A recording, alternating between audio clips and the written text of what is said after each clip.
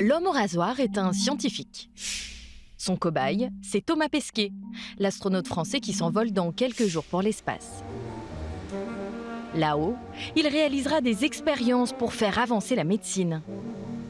Par exemple, avec cette machine qui étudie les muscles, les chercheurs espèrent trouver des traitements pour soigner certaines myopathies. Donne-moi un peu de mou. On le barde de capteurs. Sa jambe est bloquée sous des fixations. Il va rester ainsi pendant plus de 3 heures. Tu peux le descendre ou pas? Non. Si tu la descends comme ça m'écrase le pied, donc il faut vraiment que tu lui donnes un angle. Tout est fixé, ça va pour toi Thomas? Ok, je commence. L'expérience commence par 1 heure de décharge électrique de plus en plus forte. J'augmente un petit peu. C'est pas hyper agréable, quoi, mais ça va. De toute façon, ça a été validé par normalement une commission de médecins, donc ça doit pas faire trop mal. Faire le cobaye, mettre son corps à l'épreuve, c'est l'un des prix à payer pour partir dans l'espace.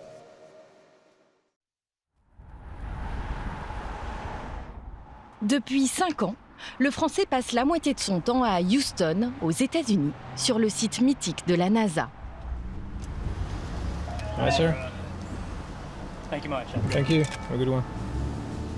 C'est ici que tous les grands héros de la conquête spatiale ont été formés. Ici que l'on expose les souvenirs des exploits, fusées, navettes spatiales. C'est le cœur des vols habités dans le monde. C'est là où tout se fait. Sur ce campus immense, Thomas Pesquet enchaîne les cours. Sa journée type commence par une séance de sport, 2 heures d'exercice sur des appareils hyper sophistiqués.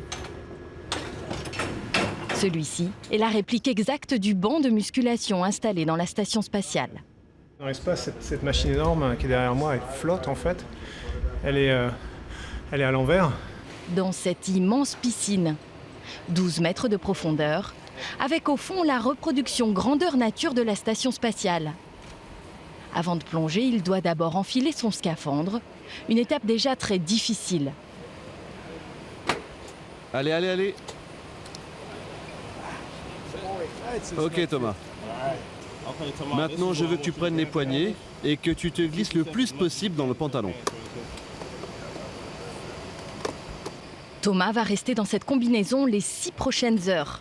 Un équipement inconfortable et très lourd. Avec les outils accrochés à sa taille, il est lesté de 250 kilos. Flotter dans l'eau est ce qui se rapproche le plus de l'apesanteur.